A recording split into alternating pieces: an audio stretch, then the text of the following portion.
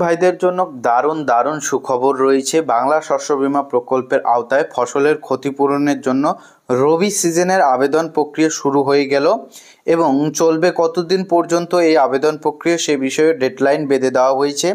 কয়েকদিন আগেই কিন্তু বাংলা শস্য বীমা প্রকল্পের আওতায় খরিফ মরশুমের যে টাকা তা কিন্তু রাজ্য সরকারের তরফে দেওয়া হয়েছিল ফসলের ক্ষতিপূরণের জন্য। প্রায় কিন্তু ৩,৫০০ কোটি টাকা ৯ লক্ষ কৃষকের ব্যাংক অ্যাকাউন্টে এই টাকা পাঠানো হয়েছিল।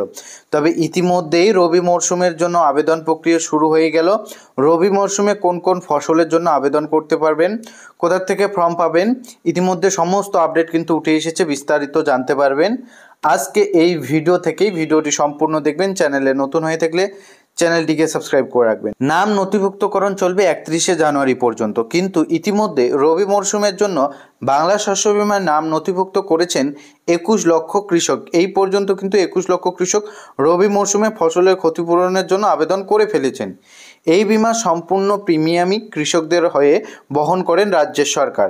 2024 সালের বাজেটে আলুর ক্ষেত্রেও এই প্রিমিয়াম রাজ্যই বহন করবে বলেও ঘোষণা করা হয়। ফলে এবারে প্রথম রবি মরশুমে আলু চাষের জন্য এই সুবিধা পেতে চলেছেন কৃষকেরা।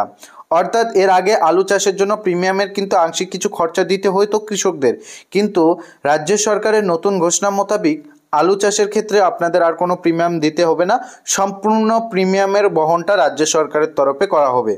অন্যান্য বছরে যতজন আলু চাষি নাম নথিভুক্ত করেন সেই সংখ্যায় এবছর ইতিমধ্যে পার করে গিয়েছে বলে সূত্রের খবর।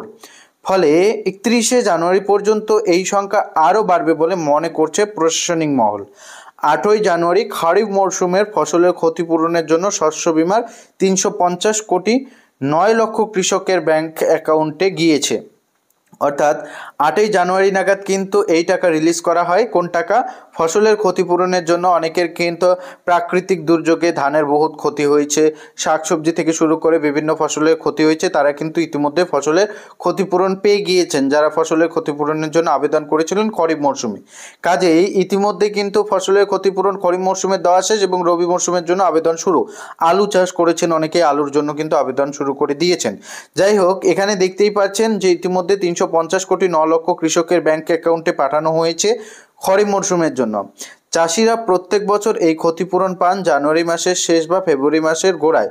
ফলে এবার রেকর্ড সময়ের মধ্যে ক্ষতিপূরণ পেয়েছে রাজ্যের কৃষকেরা। শুক্রবার নবান্নে প্রত্যেক জেলার কৃষি ও সংশ্লিষ্ট আধিকারিকদের নিয়ে বৈঠক করেন দপ্তরের মন্ত্রী শোভনদেব চট্টোপাধ্যায়।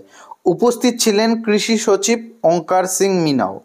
এই বৈঠকেই কৃষক স্বার্থে মুখ্যমন্ত্রীর নেওয়া প্রকল্পের সুবিধা একেবারে তৃণমূল স্তর পর্যন্ত পৌঁছে দিতে হবে, সব রকম ব্যবস্থা নেওয়ার নির্দেশ দেওয়া হয়েছে বলে জানা গিয়েছে। কৃষিক্ষেত্রে প্রত্যেকটি বিষয় নিয়ে এই দিন পর্যালোচনা করেন দপ্তরের মন্ত্রী ও পদস্থ কর্তারা। ইতিমধ্যেই আপডেটে বলা রয়েছে যে বর্তমানে কিন্তু রবি মরশুমে আলুর চাষের জন্য যারা আলু চাষ করেছেন তারা কিন্তু আবেদন শুরু করে দিয়েছেন। ফসলের যদি কোনো ক্ষতি হয়ে থাকে সেক্ষেত্রে কিন্তু আপনারা ক্ষতিপূরণ পেয়ে যাবেন। যতটুকু পরিমাণ ফসলের ক্ষতি হবে তার উপর ভিত্তি করে কিন্তু আপনারা টাকাটা পাবেন। এই পর্যন্ত কিন্তু প্রায় 21 লক্ষ কৃষক এই রবি মরশুমে আলু চাষে করার পর তারা কিন্তু ফসলের ক্ষতিপূরণের জন্য আবেদন করেছে এবং এই রবি মরশুমে আবেদন প্রক্রিয়া চলবে কিন্তু 31শে জানুয়ারি পর্যন্ত। কাজেই যারা যারা আবেদন করেননি সরাসরি আপনারা কিন্তু আপনাদের পঞ্চায়েতে যোগাযোগ করতে পারেন অথবা কৃষি অফিসে যোগাযোগ করতে পারেন ফসলের ক্ষতিপূরণের জন্য রবি মরশুমে আবেদন করার জন্য বাংলা শস্য বীমা প্রকল্পের আওতায়। এখনও পর্যন্ত কিন্তু আবেদন প্রক্রিয়াটি সম্পূর্ণরূপে জারি রয়েছে।